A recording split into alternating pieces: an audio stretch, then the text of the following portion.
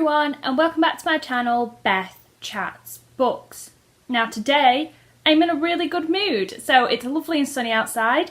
It's a chilled kind of Sunday. I was thinking about doing a shout out video, but then I thought no, I've decided I'm going to do a tag video because my tag TBR list is ridiculous.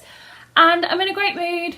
I'm feeling great, got a summer dress on, about to go and finish our Doris in the Garden. So I thought I'll just whap out a tag video for you now while I'm in the mood. So let's just get straight into this tag. So the tag I'm going to do is the Shakespeare tag, and the original person who created this tag was Wilde Book Garden, who I'll link her original video down below. I was tagged in this tag by Between Lines and Life, so thank you so much for tagging me. I finally got round to doing it. Let's crack on with this tag. So question number one is Much Ado About Nothing. Your favourite bickering couple whom everyone knows really cares about each other.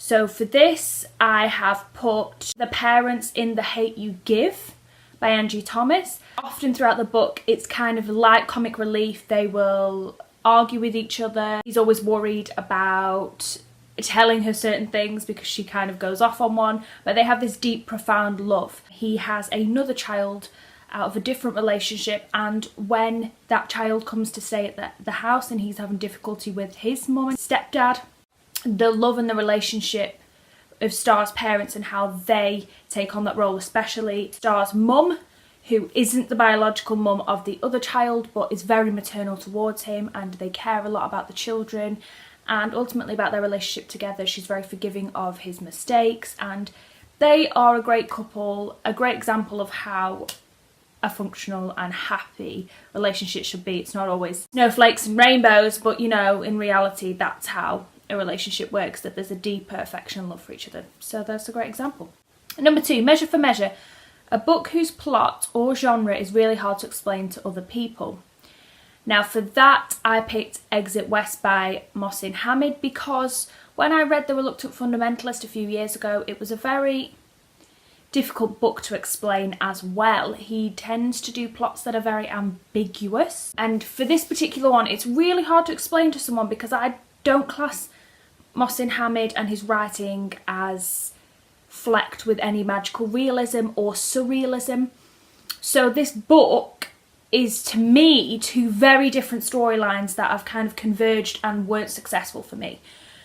So it's basically about a couple who are living in a war-torn country. It's presumed the Middle East based on the way it explains the weather and the clothing and things like that. That's my assumption anyway.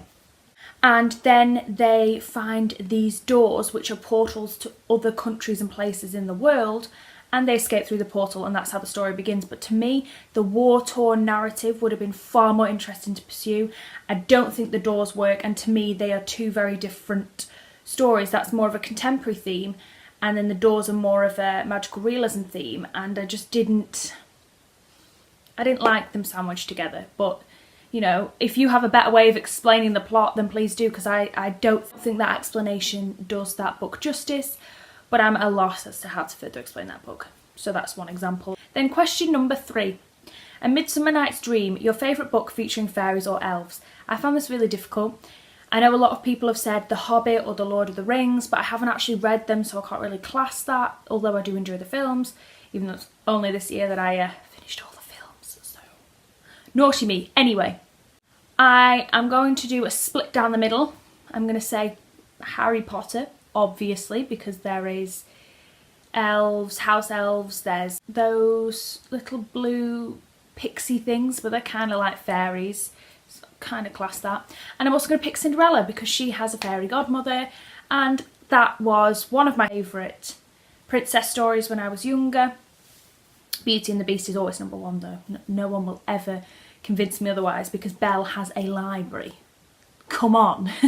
But I loved Cinderella, really enjoy that, and it's a story that can be loved by children and adults, both Harry Potter and Cinderella. So there you go.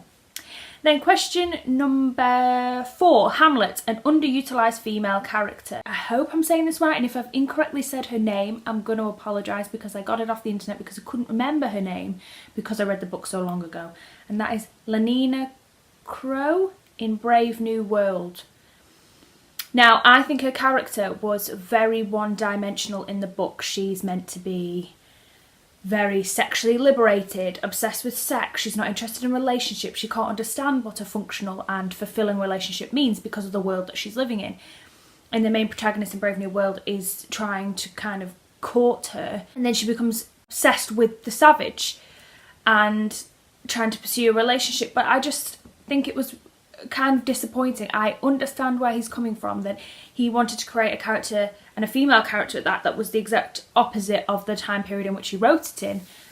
But I think she could have brought a lot more to the story, considering she's in the main plot points. She's there when they meet the savage, she's there when the savage comes back, she's there when the savage confronts his father, but she's not really a solid character, which is a shame. And question number 5, Sonnets. Choose your favourite poem.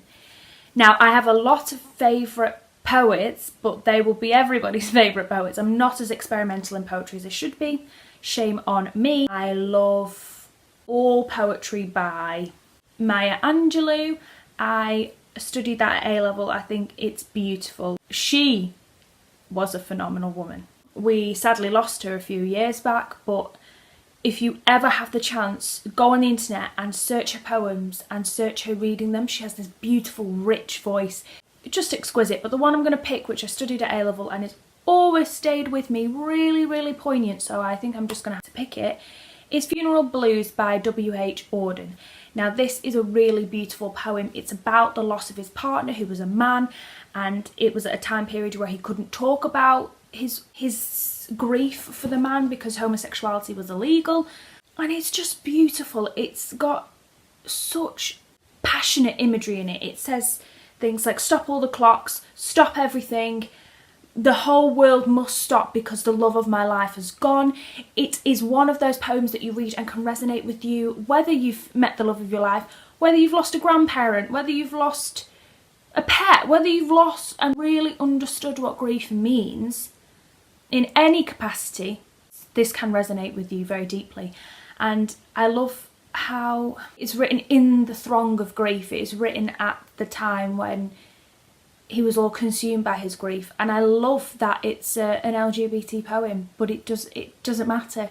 It's just about the loss of someone who you really care deeply about. It's just a beautiful, beautiful poem. So I'll link that down below if you want to go and check that out. Then number 6, Richard III, a protagonist willing to do anything to get what they want.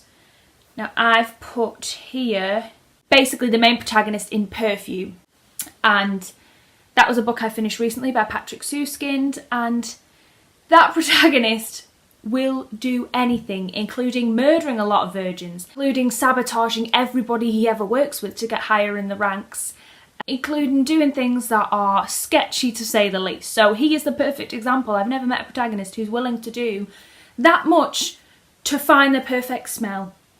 Yeah, just the perfect smell. You know, what can I even say? That is self-explanatory. That guy will do anything. If you've read the book, you know what I'm talking about. It just gets more and more gruesome, but it is such good fun. I ended up giving it 5 stars because I just loved it. Number 7, Antony and Cleopatra, your favourite trope / bookish buzzword / historical figure, which you still haven't found that perfect book for. Now, my example for this is going to be really basic, and I'm really excited that it's basic because hopefully you guys can comment in the comment section down below with loads of examples for this one. So I have yet to find the perfect thriller in a book. Now, my favourite all-time film for the major twist at the end is Shutter Island, which has Leonardo DiCaprio in it. I loved that film was pretty dark. There's twists and turns at the end. There's an ultimate twist that you didn't see coming, and I loved that. So I want a thriller that I do not see coming, because a lot of thrillers, for example, everyone loved Gillian Flynn's Gone Girl and things like that. It's really predictable what's going to happen. And I really want a book that I'm like, what? But in a great way. Gillian Flynn's Gone Girl in particular, when some other plot twists were coming out, I was like, are you for real? Because I didn't care about her. I just think both of them were twisted and messed up, and I didn't care whether they were screwing each other over. I didn't invest in either of them. So I want a thriller where I'm like, what? You know? And I haven't found it yet, so I'm hoping you guys can help me. So if you have any thrillers that you would recommend to a friend, e.g. me, then please put them in the comment section down below. I'd be really, really pleased and excited to check them out. Then number 8, Titus Andronicus. A lesser known work by a popular author and one you wish more people would read. So the only example I could think of, because I'm a basic bitch who reads very common books, very common authors, all the hype, so I really was never going to pick a very good answer for this, but I'm picking The Stone Angel by Margaret Lawrence. Now, Margaret Lawrence is quite a famous author. I saw a few months back Simon over at SavidgeReads mentioned another book of hers, or maybe it might have been Mercy from Mercy's Bookish Musings, but someone mentioned another book of hers that they didn't get on with. And I know she's a renowned author, and I know that The Stone Angel isn't particularly a lesser known work of hers, but it's one I haven't heard many people mention on BookTube, and when I read it I ended up giving it 5 stars. I really loved the story. I think I gave it 5 stars, maybe 4.5. But I really liked the story, I really liked her writing style, and I haven't heard many people hype her, so I'm just throwing it out into the sphere in case a couple of you might read it and end up really enjoying it. It might be your cup of tea, because a lot of people who watch this channel have fairly similar taste to me. It's worth giving it a go, so there we are. And then, just flipping over my page, number 9, King Lear, a complex female villain or anti-hero. So I've put Eleanor Oliphant in Eleanor Oliphant is Completely Fine by Gail Honeyman. And I've picked that because I didn't like her character, I didn't enjoy the book, but she's the first protagonist that I really dived into in a while for me. A lot of the characters end up learning more about them in relation to a relationship or something else, and this was just purely Eleanor's development, and it is complex at parts. It is not that complex at parts, but that's the best I could give really. I'm struggling to think of complex female villains or anti-heroes, and I think that's a shame, but that's suggesting to me that we don't have enough of them. And we can have great female protagonists, but we can also have shitty female protagonists, nasty, evil female protagonists, and make them complex and make their story divided so that we can really get to know them. And then question number 10, The Taming of the Shrew. Choose 2 polarising books, one you loved and one you hated. So I've put, for the one I hated, the first 15 lines of Harry August.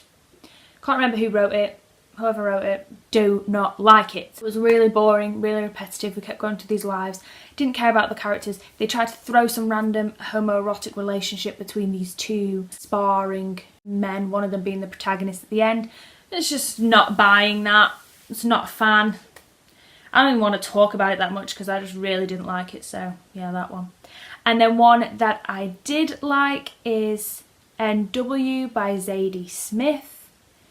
And I think I know why I picked these 2 together, because I've just written it down in a notebook and I'm looking thinking, why did I pick these 2? But I wanted to make a relationship between the 2. The relationship between the 2 that I wanted to make is that they both had unconventional structures to their storylines, their plots. So for example, in Harry August's, he would go through the 15 lives but not chronologically, he would go backwards and forwards. And in NW we have a non-linear time structure, we have different perspectives, have different protagonists, and they each have different writing styles, colloquialisms and things like that. So they both have unconventional structures in terms of a plot. Harry August was tedious, and N.W. by Zadie Smith was fascinating for me. I studied at a university, I really enjoyed it. We really got to get to grips so I could appreciate her talent more.